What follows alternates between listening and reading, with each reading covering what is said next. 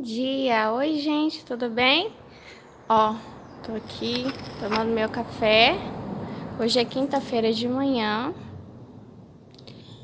e vou comentar sobre esse livro Coração de Padrasto. Para você que é padrasto, que vai ser um padrasto, que conhece um padrasto, para você que é mãe, que já tem filhos e, enfim, está se relacionando com alguém. Hoje, o livro, ele vai falar sobre raiva. Cuidado com a raiva, tá? Jesus alertava, olha, raiva mesmo. Raiva com causa, raiva sem causa, cuidado, tá? Com as consequências físicas da sua saúde, espirituais, cuidado com a raiva. Com a raiva do ex, com a raiva do atual, com a raiva dos filhos que talvez não estão aceitando esse padrasto, ou é o ex que não está aceitando que agora você tem uma nova pessoa na sua vida. Cuidado com a raiva. Enfim, vou ler. Ó, separando os papéis, separação. Se por um lado nos tornamos práticos para o casamento ou para vários, por outro, mantivemos a velha tradição de sermos emocionalmente infantis diante das separações. Podemos dizer que a forma como colocamos fim aos nossos relacionamentos ainda é imatura. Aqui eu já vou corrigir uma coisa. Eu já tenho trazido para vocês a questão da criança, né? Eu acho que a palavra infantil, que remete à infância, é bastante pejorativa, entendeu? Eu não acho que essa reação raivosa que as pessoas têm em relação aos ex, em relação à separação, seja algo característico da criança. Pelo contrário, olha só como é contraditório. Eu vejo sempre as pessoas elogiando, nossa, como as crianças perdoam rápido, como elas esquecem, né? Como elas brigam e logo já estão se abraçando, já estão brincando juntas. Então, não, eu acho que isso não é uma reação infantil. Acho que isso é mais do adulto mesmo. Acho que é difícil para a gente reconhecer aquilo que eu tenho falado, que com o tempo a gente não amadurece, a gente vai apodrecendo. Mais uma vez eu repito, por isso Jesus disse, né, que só vai ao céu aquele que tem um coração como de criança, o coração puro. Então essa questão da raiva tem muito a ver com o adulto e não com a criança.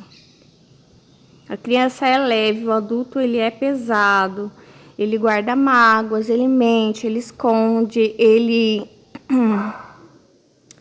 tem duas caras, né? Enfim.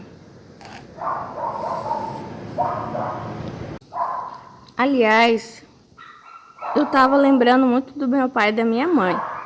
Os meus pais, eles não se separaram, mas assim, já teve momentos ali na infância, quando eu era pequena, eu não sei quantos anos eu tinha. Outro dia eu falei 10 para vocês, não, 10 anos não. Mas ali entre 5, 6, 4, 5, 6, 7, eles tinham brigas intensas, né? Meus pais, eles tinham personalidades muito diferentes. Por que eu quero falar sobre isso? A separação, ela não acontece na separação, na divisão dos bens, na assinatura de papéis, no divórcio, quando você avisa o outro, eu quero me divorciar. Não, a separação ela começa a acontecer quando tá tudo bem. Então, assim, se você começar a perceber o processo de separação quando você ainda está casada, ou casado, vai ser muito mais fácil para você evitar isso, né? E não casar pensando já em separar. Isso é uma coisa que minha mãe sempre falava. Não casar pensando em ter, já se preparando para ter vários casamentos, ou seja, para ter várias separações. Entrar, sabe, com toda a disposição de falar: esse é o relacionamento da minha vida, eu vou fazer isso dar certo. Então, os meus pais, eles tinham a personalidade bem diferente, o comportamento bem diferente quando estavam bravos,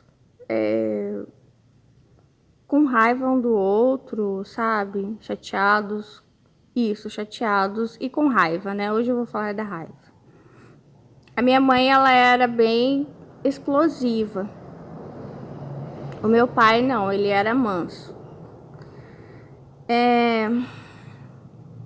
E quando a gente é criança, descobri num outro livro que eu li, depois eu vou ver se eu acho para fazer comentários para vocês, que a gente, entre os pais da gente, a gente sempre pega um como mocinho, o outro como vilão, que é uma coisa muito errada, né? Isso sempre na vida, né? Você pode ter um casal de amigos e achar que, ele é o mocinho, ela que é a vilã. Ou ele é o vilão, ela é a mocinha. A gente sempre escolhe, né? E não é bem assim. Uma hora a gente é o vilão, outra hora a gente é o mocinho. Então a gente intercala isso. É aquilo que Jesus disse: vocês são hipócritas, né? Vocês não percebem a trave no seu olho. Então ninguém é mocinho o tempo inteiro, ninguém é vilão o tempo inteiro. E a minha mãe tinha algo que era muito legal, que talvez era que vinha da minha avó, da mãe dela, que ela falava na cara. Então, assim, ela não falava pra gente os problemas do meu pai. Ela falava pra ele, na cara dele, o que ele não gostava. E aí, talvez ele ficasse com raiva, e as coisas também que ele via nela e que ele não gostava, ele não falava pra ela. Ele ficava quieto, e a hora que ela estava longe, ele aproveitava que estava sozinho conosco e usava a gente como terapeuta. Quer dizer, ele jogava tudo, muitas vezes, não sempre, né, em cima da gente, falando, não brigando com a gente, mas desabafando. Eu sou mãe não sei o quê, eu sou mãe... Eu sempre fiquei quieta por causa do autismo, né? Mas na minha cabeça ficava assim: por que você não fala pra ela? Eu não quero ouvir essas coisas. Eu não posso resolver isso, eu sou criança. Você tem que falar pra ela. E na minha cabeça ficava assim: você é muito desleal. Você fala pelas costas. Você não é sincero, né? Então fale pra ela. Fale com quem. Só que isso, como eu disse para você, isso não é do infantil. A psicologia ela está toda errada, né? Inclusive os consensos sórdidos. Por isso eu digo sórdidos, consensos. O consenso sórdido, ele está dentro da teoria, ele é muito renomado, ele tem fonte, ele está... Sabe, as pessoas estão se formando em consensos sórdidos. Essa é uma das razões pelas quais eu não tenho vontade de fazer mais nenhuma faculdade. Provavelmente nenhum curso, sabe? Porque eu vejo as pessoas formadas em consensos sórdidos, tirando diplomas em consensos sórdidos. Então, assim, não, isso não é da criança, isso não é peculiar da criança, entendeu? A criança, ela não tem esse jogo de cintura, ela é pura. Isso é do adulto. Essa autoproteção, exagerada. Então, eu ficava pensando, poxa, meu pai é um ótimo homem. Ele é manso, ele é honesto, ele é um bom pai, ele é um bom... Mas, quando a minha mãe aponta um defeito dele, ele fica bravo, ele se cala e ele vai falar mal dela nas costas dela. Ou, quando ele não gosta de algo nela, ele espera o momento que ela está longe também para falar mal dela nas costas. O que eu achava tenebroso, eu não gostava, entendeu? E às vezes ele falava, eu tô falando isso aqui, não é pra falar mal do meu pai, eu amo meu pai já faleceu, mas olha, isso aqui é muito bom para edificar vocês. Olha só, as crianças, elas não são cegas, nem os animais, tá?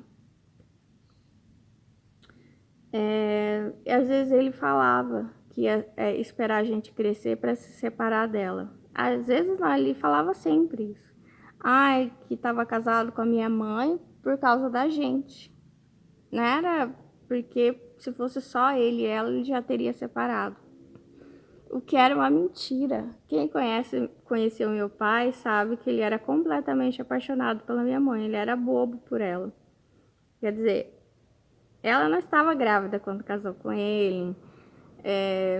Ele sempre fez questão, né? Quando eles se conheceram, ela nem queria namorar ele insistiu, ele foi atrás, ele foi na casa dos meus avós, ele pediu, ele fez todo o esforço. Ele sempre fez esforço além, tanto esforço por ela, de agradá-la, que isso gerou muita inveja na família, sabe? Muita inveja, porque ele fazia... Sabe o que é o problema? Quando o homem faz muito por uma mulher, as outras mulheres, as outras pessoas, elas ficam se comparando. Então, os outros homens em volta também se incomodavam, tipo, eu tenho que fazer o mesmo que ele faz por ela, eu tenho que fazer pela minha mulher também. Eu não vou fazer. Entendeu? Isso aumenta muito o padrão, sabe? Quando um homem honra uma mulher, os outros homens, eles se sentem cobrados de fazerem igual. Assim como a mulher também, né? E eles não gostam dessa cobrança. Por isso que quando, por exemplo, se um homem bate numa mulher, se um homem trai uma mulher, isso se torna um padrão tão baixo de dignidade que os homens ficam felizes. Tipo, viu, qualquer coisa que eu fizer pra você, você tem que mais é que agradecer aos céus, porque pelo menos eu não bato em você, pelo menos eu não te traio. Entendeu? Enfim, então é isso. Ó, separações deixam marcas, raras separações se resolvem de maneira tranquila, sem traumas. Aliás, separar-se já é um trauma. São tantos sentimentos que podem estar envolvidos numa separação: fracasso, medo, arrependimento, saudade, fim da zona de conforto, raiva. Sem contar com as adaptações práticas do dia a dia. Só quem viveu é que sabe o quanto dói. Entre tantos sentimentos está a raiva, um sentimento simples, com o qual lidamos muito bem. É fácil sentir raiva, basta transferir a culpa para o outro e pronto. Raiva é uma energia poderosa e perigosa. Quando eu falo da criança, não é que a criança não sente raiva, ela sente, só que ela gasta aquela raiva. Ela gasta e acabou. O adulto não, ele alimenta a raiva, ele quer vingança, uma coisa que a criança, ela não quer, entendeu? Aí, mais pra frente, que eu quero falar pra vocês, ó, talvez a raiva tenha ajudado, talvez seja essa forma como você conseguiu sair do estágio inicial da separação, e quem haverá de julgá-lo? Quem estava dentro de você para saber o quanto doía? Pode ter sido necessário sentir raiva. Essa raiva, às vezes, talvez seja um instrumento de fazer com que você esqueça a pessoa. Vou sentir muita raiva da pessoa porque fica mais fácil de eu esquecer. Vou lembrar só dos defeitos, entendeu? Mas no fundo, você sabe das qualidades dessa pessoa. Mas outra emoção se faz necessária, o luto, pois envolve um turbilhão de sentimentos, tristeza, medo, arrependimento, saudade, etc., que precisam ser digeridos para que a separação seja um processo de crescimento emocional e para que a relação possa ser efetivamente concluída.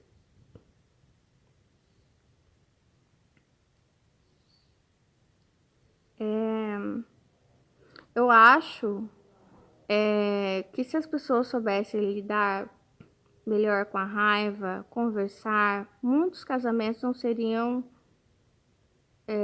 desmanchados, entendeu? O problema é que para você fazer um casamento dar certo, você precisa das duas pessoas lutando, não só uma, né? E tem que saber lidar com a raiva, porque sim, você vai sentir muita raiva da outra pessoa, porque a outra pessoa é diferente de você, sabe? Aí você vai ter que saber lidar, ser leal, conversar, dizer o que está acontecendo, porque esconder, falar mal. Quando eu era criança, eu via muitos maridos falando mal das mulheres, não só meu pai, né? Pelas costas. Só que o meu pai, como que eu vou dizer? Ele nunca xingou minha mãe, sabe? Ele só falava o que estava acontecendo, que ele não gostava nela pra gente. Tem homem não, que xinga, que enfim, mas mesmo que fale com outra pessoa, o casamento para que dê certo e também para que não crie essa atmosfera onde todo mundo sabe dos seus problemas, até íntimos com a sua mulher, e é horrível isso, todo mundo sabe, às vezes você é o último a saber, ou você até sabe que todo mundo sabe, fica aquele clima estranho. É melhor que o casal saiba resolver as coisas entre si, né? A maioria das pessoas acaba ficando somente com a raiva mesmo, quando não com uma indiferença magoada. O problema é transferir a raiva para a relação dos filhos com seus pais. Isso é muito prejudicial para as crianças. Fazer a criança de terapeuta. Criança não é psicólogo.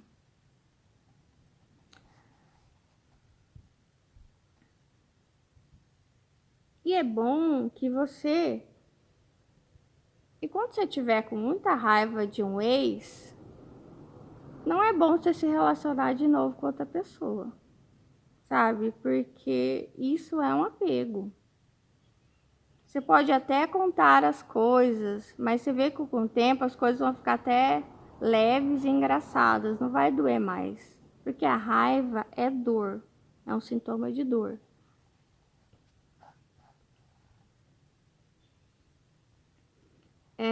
Eu me lembro de uma amiga minha que ela teve um namorado, não deu certo, né? Namorou sério, um rapaz. E aí eu passei bastante tempo sem vê-la e ela já tinha se casado. Não deu certo com aquele namorado dela, namorou outro rapaz e se casou. Aí quando eu fui revê-la, o tempo todo que eu estava com ela, o assunto não era o marido dela. Eu queria saber do marido dela. Como que é teu marido? Né? Eu não conheço teu marido. Eu lembro que você falava muito quando estava namorando esse rapaz, quando terminou. A gente passou muito tempo sem se ver. Sabe? A notícia era, eu me casei.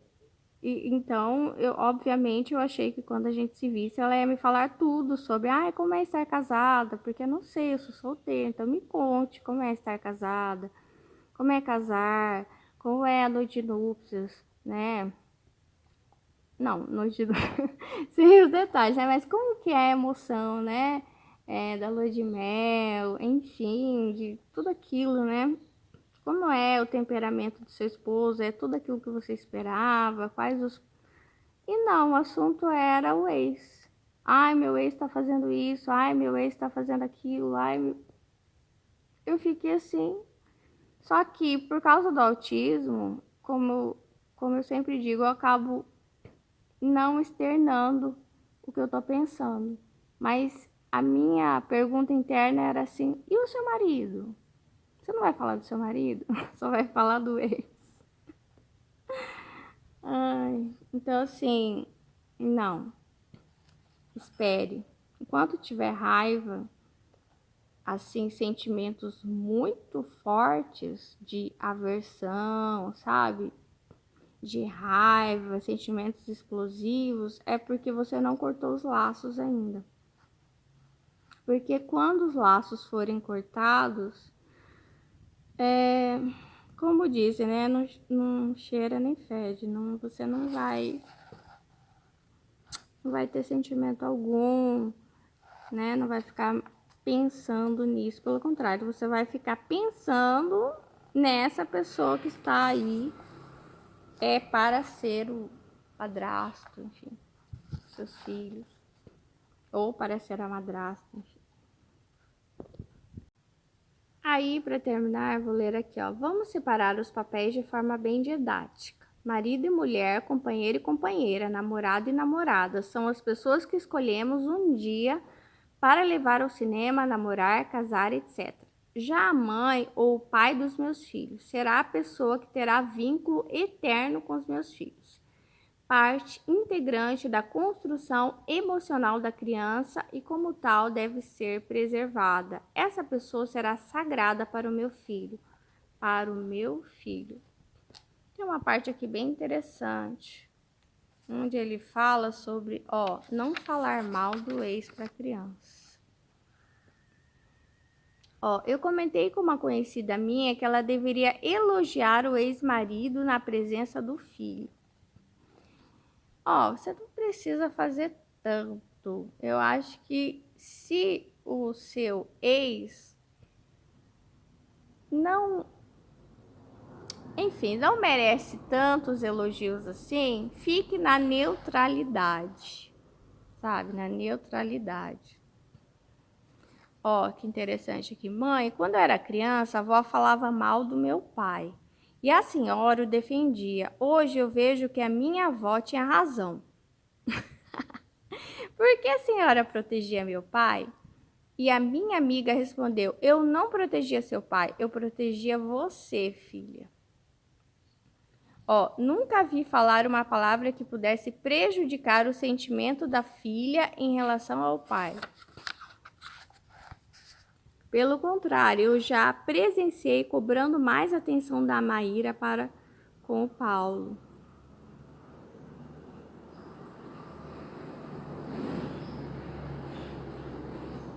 O que ele diz aqui: eu não julgo quem se apega à raiva como forma de autoproteção. Nunca se sabe o quanto dói uma separação. O problema é passar dos limites e transferir esse sentimento de raiva aos filhos. A solução é simples: separar os papéis.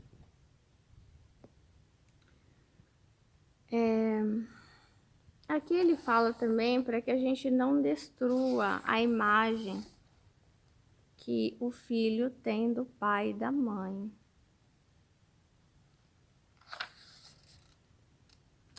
Isso no direito, se não me engano, se chama alienação parental. Então, não se deve falar mal, sabe, do pai e da mãe na frente da criança.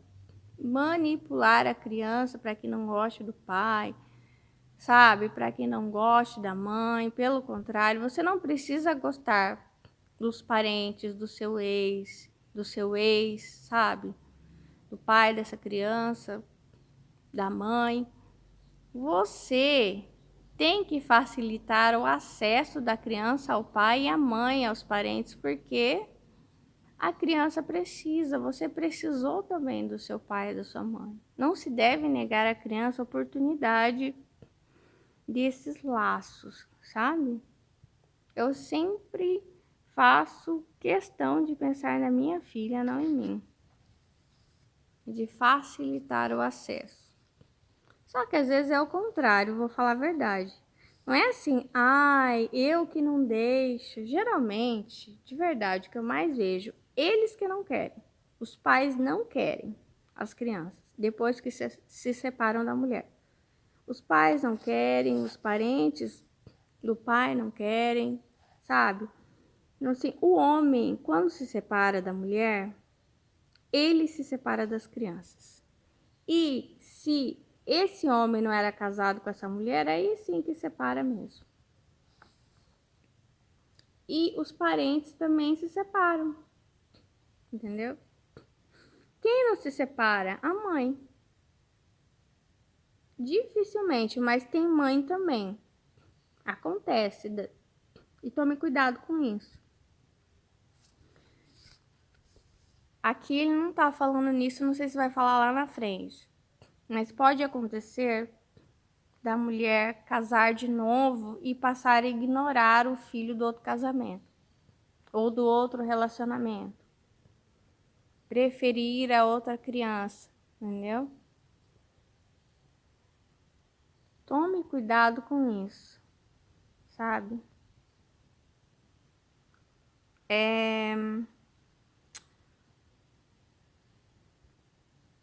Eu sempre tô falando isso para vocês. As pessoas, elas não têm obrigação de serem boas para com a gente. A gente tem a obrigação de observar, se defender, se proteger, mas sem se tornar igual ao seu ofensor, entendeu? Eu sou cristã, então, mesmo que você não seja, eu te conduzo a esse pensamento de Jesus.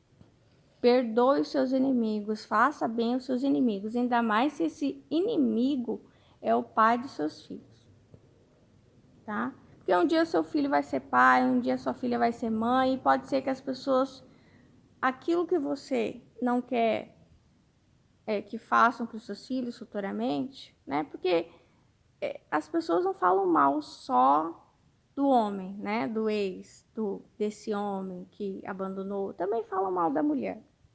Provavelmente falam mal de você, né? Que você não é boa mãe, que você é isso, que você é aquilo. Então, sabe, não dê na mesma moeda. Seja neutro, sabe? Faça bem as pessoas, olhe pelas pessoas, deseje bem as pessoas e cada um lide com o seu próprio mal que existe dentro do seu coração. Lide com a raiva de alguma forma, porque não dá para negar os sentimentos. Onde é que eu estou sentindo raiva? Em qual lugar do meu corpo? Por que estou sentindo raiva? Mantenha uma certa distância, sabe? Desse ex, sei lá, se ele vem ver as crianças, dos parentes dele. Não é preciso que você, sabe, se envolva, converse, sabe? Quem tem que se relacionar com, com esse ex talvez seja a criança, não você. Então, se mantenha, não deixe. O que acontece? Eu não sou separada, eu não sou divorciada, né? Então, não passei por isso, graças a Deus. Na verdade, eu nem tenho que lidar com essas questões, porque eu faço parte do grupo de mulheres cujo o pai da minha filha não quer. Não é eu que não quero, ele não quer relacionamento com ela. Então, assim, é um problema que não existe na minha vida. Eu falo aqui até sobre essas coisas para edificar vocês. Mas o que já aconteceu comigo em namoro? Nem casada nunca fui, mas ó, um dos relacionamentos que eu tive, quando eu terminei aquele namoro, até ele me traiu, ele passou, mesmo já namorando outra garota com quem ele estava me traindo e depois assumiu, ele passou a seguir a minha vida, passou não, continuou a me perseguir, cuidar a minha vida e me mandar mensagens dizendo que roupa eu estava usando, com quem eu estava, que eu não deveria usar roupa assim, que eu não deveria fazer isso, não deveria fazer aquilo, que as pessoas estavam falando isso de mim, onde já se viu isso, onde já se viu aquilo. E isso pode acontecer muito, de você se separar de alguém e esse ex continuar tentando controlar a sua vida. Agora, você tem que dar um basta, né? Às vezes até esse ex já casou com outra e continua te cercando, ainda mais se tem filhos. Porque é muito comum que o homem se separe e ele acha que ele e até a sociedade acha isso. Ele tem o direito de se casar de novo, mas a mulher não. Porque se ela se casa, se ela tem um relacionamento, é porque ela não presta, porque ela é imoral, porque ela tem, né? Porque ela está condenada a ficar sozinha para sempre. Se ela é uma mulher honesta, ela vai viver só para os filhos. Ela nem vai olhar para outro homem. Então, a sociedade ela meio que não aceita. E no meio cristão também tem muita gente que acha que um segundo casamento é maldição para a mulher, mas para o homem é bênção. Entendeu? Eu falei para vocês ontem isso. Davi teve uma segunda mulher, não uma segunda, uma terceira, dentro da própria casa. Casamento aberto, só de um lado. O que é comum que acontece nos casamentos tradicionais, furados, quer dizer, hipócrita, cheio de hipocrisia dentro, é você tentando manter um casamento onde só você é fiel.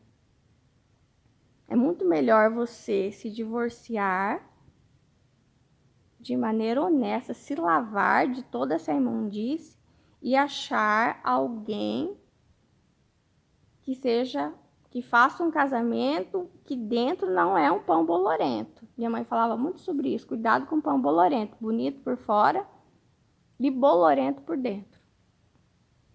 Então Deus vê isso, Deus não quer casamentos, relacionamentos que eles são só fachada. O que Deus vai abençoar? Esse coração limpo por dentro, casamento limpo por dentro. É isso. Eu sei que as mulheres são as que mais sofrem e não dá para negar isso. Sempre tem filhos na separação, no julgamento, as pessoas sempre acabam falando mal da mulher. Tchau, Deus abençoe vocês.